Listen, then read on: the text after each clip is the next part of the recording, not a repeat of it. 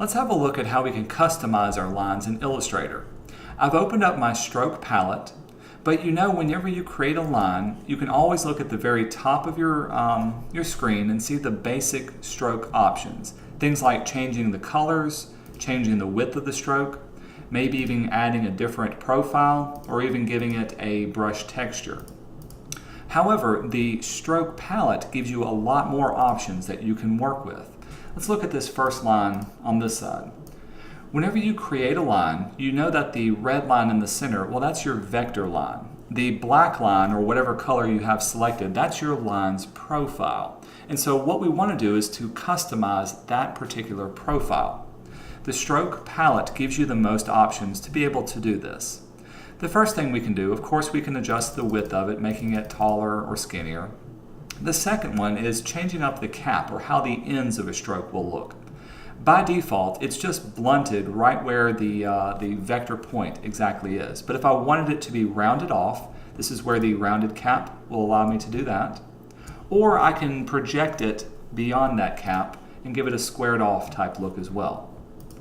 Additionally, if I've made an object that's got corners, such as this rectangle, I'll select it. I can change how those corners will react. By default, they're set to a mitered joint. This means they're butting up against each other, usually at an angle. Or I can give them a rounded type joint. Oops, there's that one. Or I can give them a beveled style of joint as well.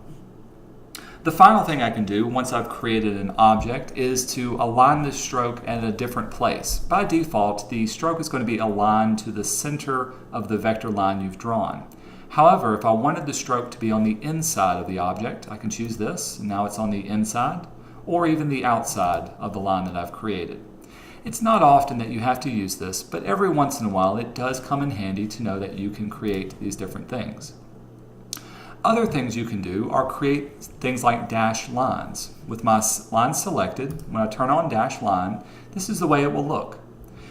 I can change the amount of dash and then the amount of gap between each one. So if I decreased this number, you can see the dash is getting a lot smaller, or if I increased it, I can make the dash get a lot larger. Additionally, increasing the amount of gap or decreasing it gives me those options as well. And you can change up an infinite variety of how these dashed gaps and dashes will look.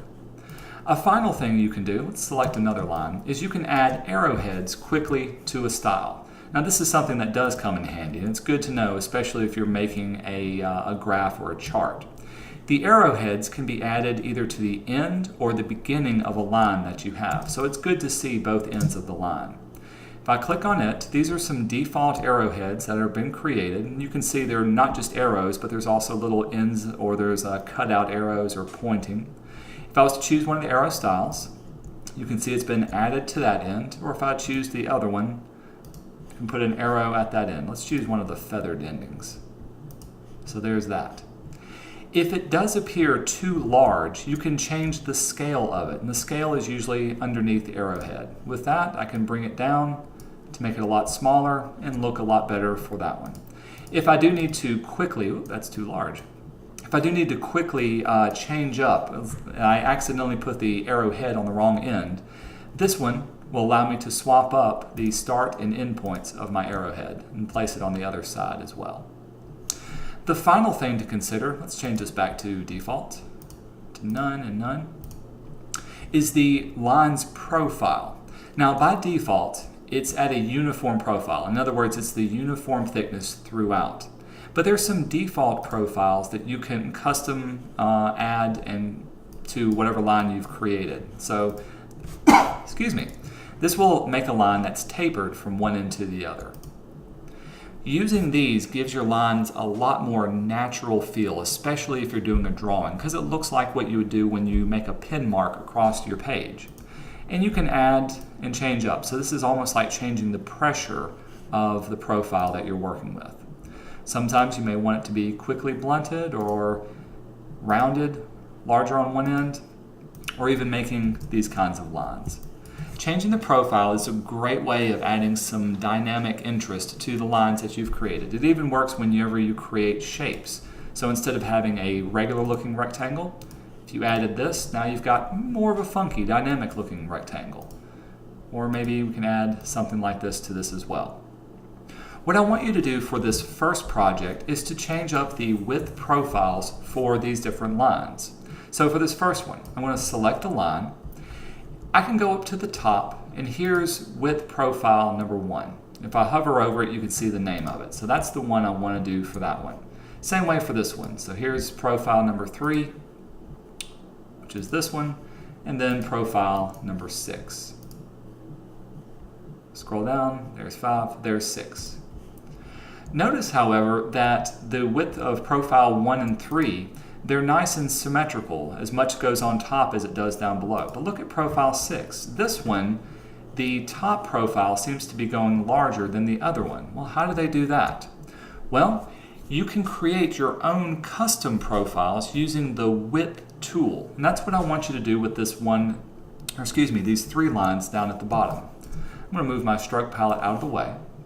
You can change up the stroke as needed, and even the color of it. I'm going to select a line, and a width profile tool looks like this one. It looks kind of like a slug. The width tool, if you don't see it, it's usually hiding underneath your warp tools. With this one, it will allow you to select your line, and with click and drag, now I can change the width of it at different points. You can see it'll taper down from there. I'll zoom out so we can see the whole thing. Click and drag, now it's gone down lower and wider and lower still. And wherever I click, that's where it's going to change that profile. If I need to change it up, I can always click on any one of the points and change the starting and stopping point of it. I can even click on the very end, make it wider still.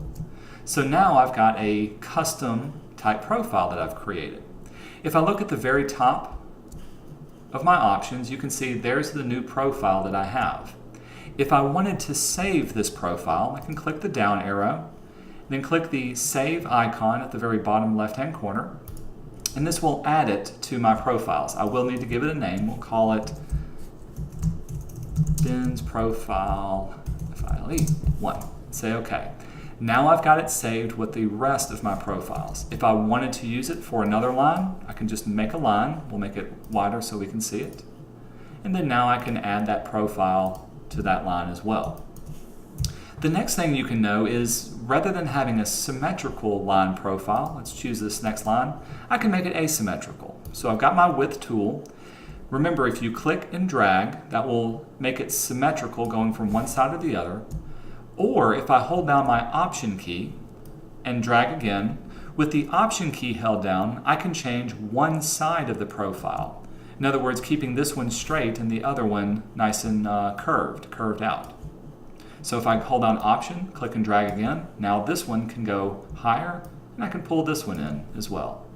The Option key allows you to create a profile that's not symmetrical with the rest of the line. Click and drag and draw it out as well. So now I've got a line profile that looks something like this. Again, to save it, we're going to select our line, go up to the very top, and then choose Save or Add to Profile and give it a name. Ben's Profile 2. Say OK. So for this first exercise, I want you to play around with creating and customizing your own stroke widths and your own stroke profiles and save them to the very top up here.